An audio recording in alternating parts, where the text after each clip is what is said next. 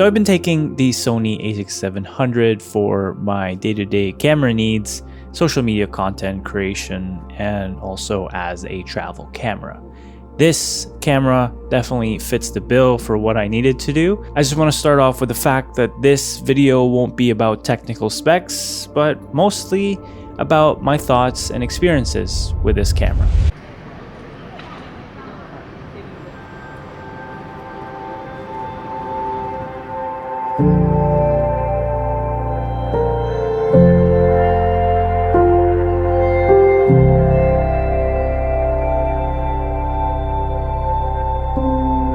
Let's start off with my favorite kind of testing, which is low light testing.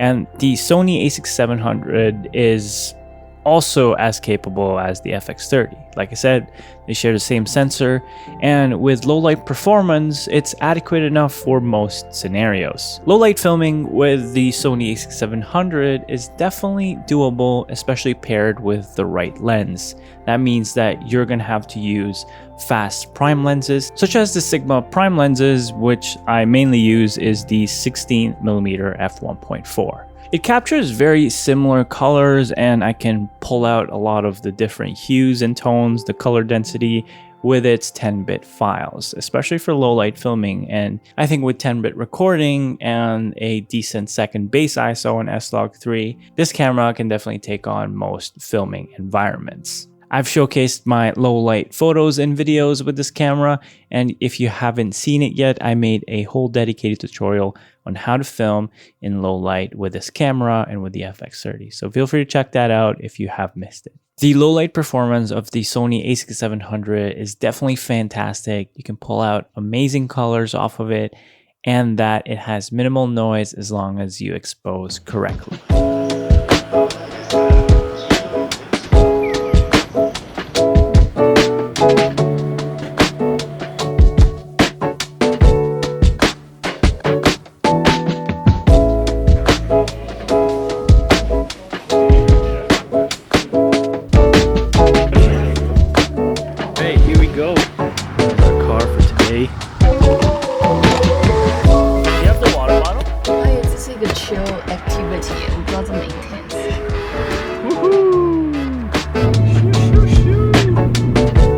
I also want to take on cinematic vlogging because I think there's a lot of people who are looking into this camera to upgrade or to get for their social media creation. And if you want to vlog with this camera is perfect for it. It has a small body and the lenses are small as well, and that you can easily travel with this camera. It's lightweight, weighs under 500 grams, and it's perfect for a small compact setup, especially when you're traveling. You get decent microphone quality, although I recommend getting a dedicated microphone for it. You can definitely use the built-in microphone in a pinch or as a scratch audio. Now, I've said this before and I'm going to say it again, that the image quality is impeccable. It has fantastic colors like the Sony FX30, and that you can grade it to your heart's content, especially with 10-bit 422 video. Now, if you don't do any color grading, you can just bake in your LUTs with a camera, or you can use the S-Cinetone that most new Sony cameras provide. This will give you a really great cinematic look to start off with. One thing to note is that the AI autofocus on the Sony A6700 is amazing. I've had my fair share of Sony cameras. The A6300 had an amazing autofocus. The FX3, FX30 had amazing autofocus. But then this is my first Sony camera with AI autofocusing. And let me tell you, it's definitely an upgrade. While the older units without the AI autofocus is still very reliable and smart enough to detect subjects, it's smart enough to really figure out what you're trying to focus on. And if you're in a run and gun situation, it'll definitely help a lot. And the autofocus almost doesn't miss. So with high quality vlogs or cinematic videos, this camera is a 10 out of 10 for me.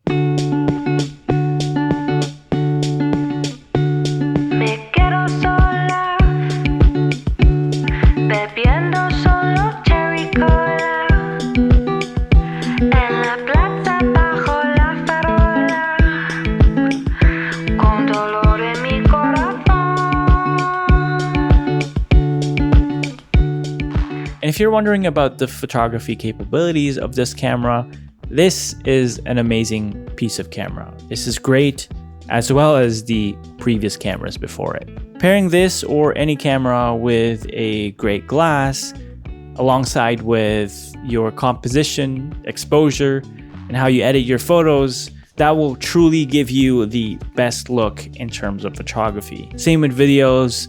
Lighting in photography is crucial, and if you're going to use this camera for street photography, use the natural light as best as you can to come up with amazing photos. I'm not much of a photographer, but I do like taking photos with my cameras. It holds dear to me as each photo I take with my cameras have a certain memory frozen in one frame.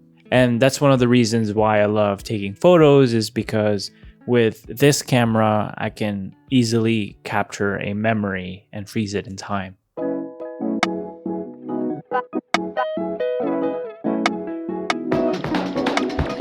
I'd be hesitant in using this camera for long-form interviews, concerts, weddings, anything that has long-form recordings. I feel like the overheating could get in the way, especially if you're shooting in 4K. But if it does overheat, you have your A camera or your other backup cameras to fall back on just in case something happens with this camera. With any professional work, take the tools appropriate for the job. Now, if you're shooting hybrid photos and videos for social media content for a company or for yourself, this camera is one of the best cameras out there for high quality photos and high quality videos.